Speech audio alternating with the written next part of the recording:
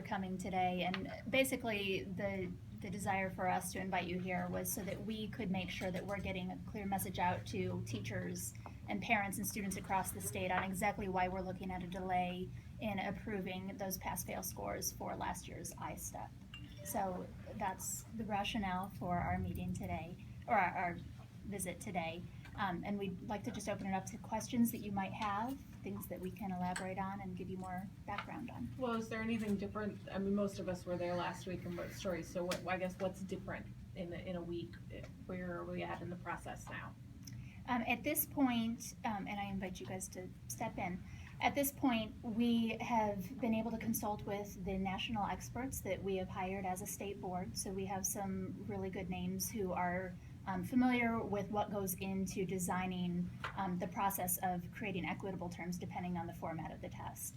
So we've been able to consult with them based on the draft report that was received from CTB, and they've been able to provide a list of documentation and data that they need in order to further look into whether or not it would be appropriate to move forward with one pass-fail score for last year's ISTEP.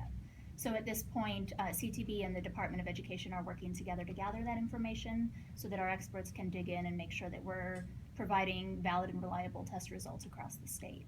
Have they raised any certain concerns about whether the tests are extremely different or are they minorly different, or what are you getting from them? You know, this started from some concern from the field back when the test was administered. I'm a fourth grade teacher and definitely present when we're going through the testing process. The one example that I was giving, coming down to the online versus the paper pencil version, is that the paper pencil version, for one example, they were given the potential of 4 multiple choice answers that they could go back, they could check their work against, and then the online technology enhanced, which is really what's different this year, was completely open-ended. So a very different test taking experience, and definitely in terms of complexity as well. So that's where we're looking to see if it's been equated to the level where we can get valid information regardless of the mode of test delivery. A lot of the people I'm speaking to at the schools, like principals, teachers, kind of just want to know like who's causing the delay. From your guys' perspective, is this because it's a new test? Is it new standards? Is it CTV and their difficulties that happened? They discussed a few months ago. Where do you see, I guess, the breakdown actually happening? I think that there are a number of things, and when you look at the timeline that's been established, obviously the intent was to have a comparability study done first, and I think that was acknowledged at the state board meeting, the sequence which should have happened. And obviously CTB is responsible for the test development and administration of this exam. The comparability study, then we moved to the standard setting, and then finally the cut scores. And it was a comparability study that was not done in advance and in that proper sequence. So for us, it's not necessarily about who's to blame. There are a lot of people involved in this process, but it's really getting to what's right for our students and for our families to make sure we get this correct. And we have an opportunity now to make a course correction, get this comparability study completed, and then move forward with the cut score approval process. A lot of school, a lot of people I talk to at the schools just kind of feel like they don't even really care what these scores are outside of the accountability, because their students, they've already tested them this year when school started. They've done reading assessments and other kind of testing to know where they're at. So when these scores come in next year, it's not really going to help a 7th grader, who is struggling with reading when school started. I mean, what's the use of every year we keep having these delays and delays and delays? I mean, is there something that should be changed, do you think, so teachers can actually use this information in a real-time manner versus just being used for the accountability process? Well, I think what you've hit on, it does need to be in a real time, and certainly much earlier, and thus, as we go through this process, that's information that we have to take to make sure that as we look moving forward, that we do get that right. Because it still is important, because a score is going to be attached to that student and their performance, so we still need to get it right at that point. Now, I totally concede with what you've said that it's late to get that. We certainly understand that and we know that, but yet we still want it to be right and then be able to use that information moving forward. How do we make sure that this does not happen again? And so that's important to us at this point. There's Is- also two different types of testing. You know, you have summative assessments, which are given at the end of a period in which you're looking back.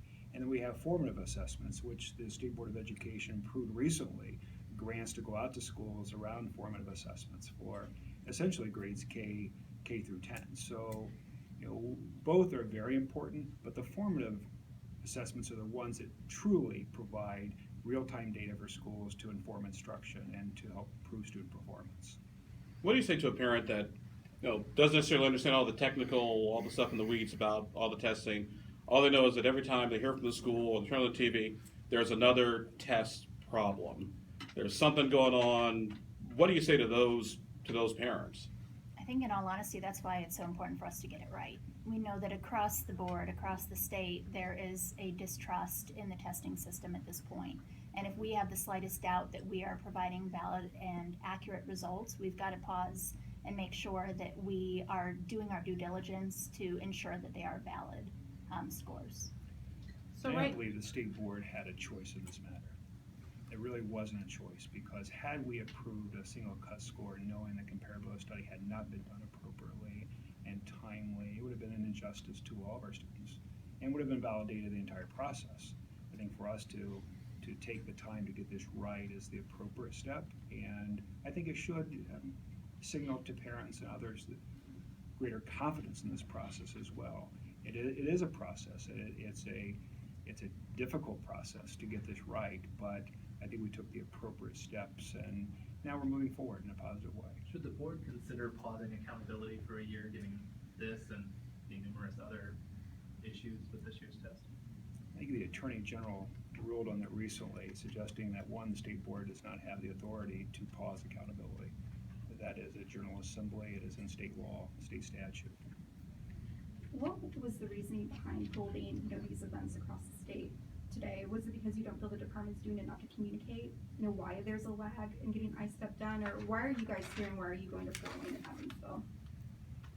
I think for me, seeing this from the perspective of not just a member of this board, but as a parent and as an educator, I think that it's so important that we demonstrate to all of these parties that there's an importance that we get this right.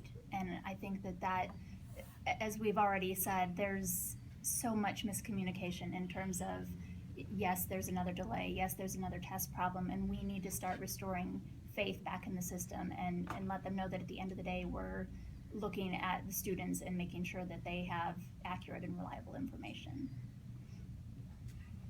Have you guys figured out why you didn't get the memo that the comparability study wasn't done until the night before the meeting? It's a great question.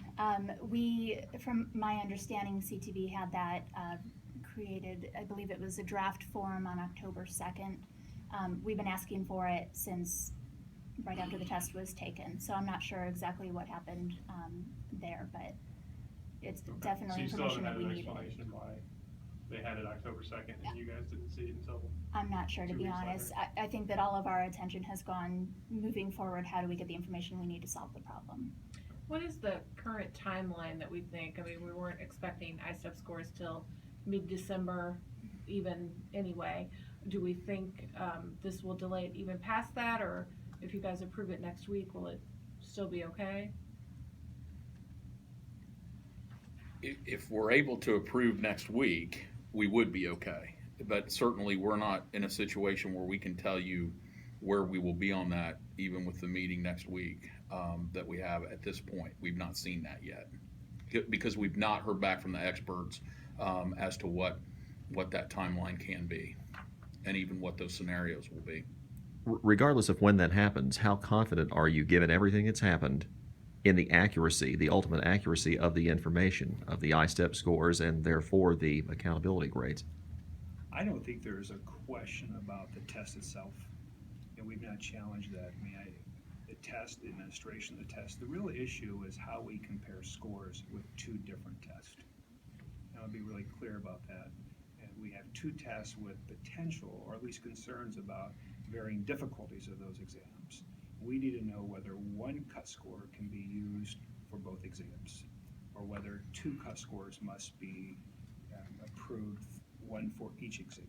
That's the real question at this point. It's not about the validity, reliability of the exam at all. It's about the cut score and how it's administered with respect to two different tests.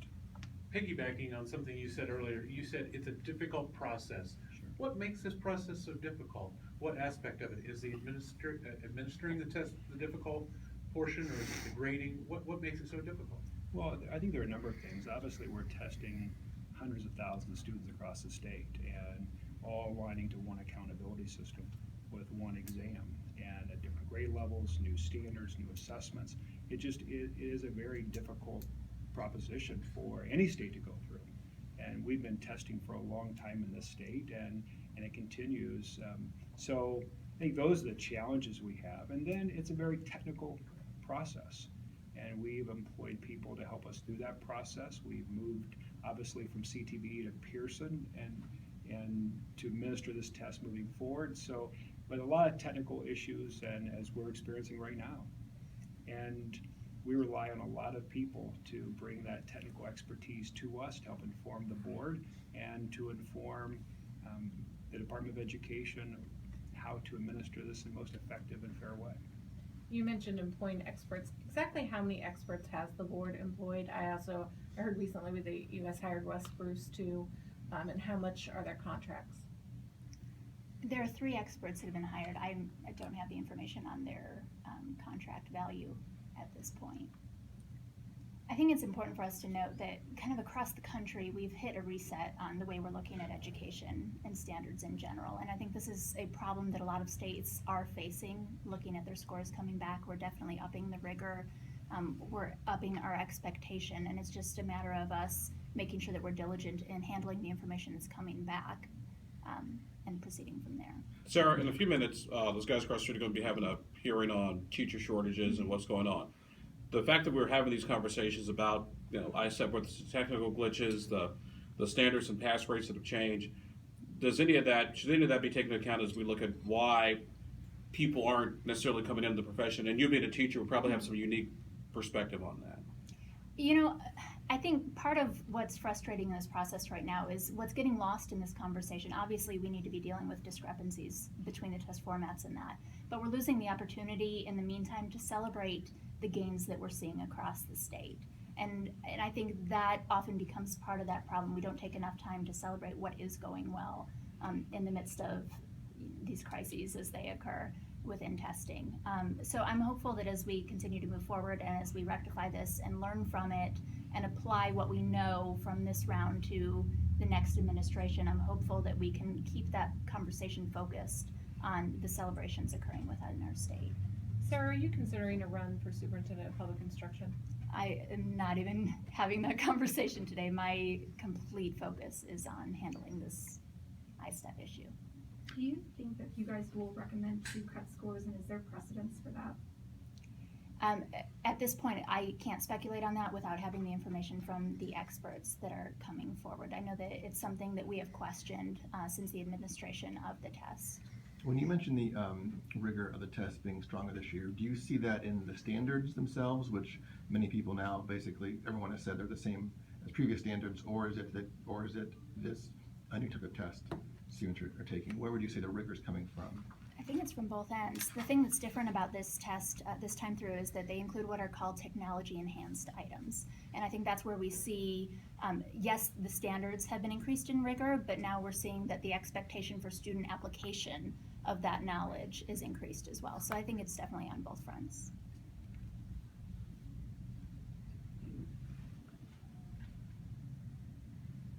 Anything else, guys? I know you're getting close to your 1 o'clock if you want to get over there.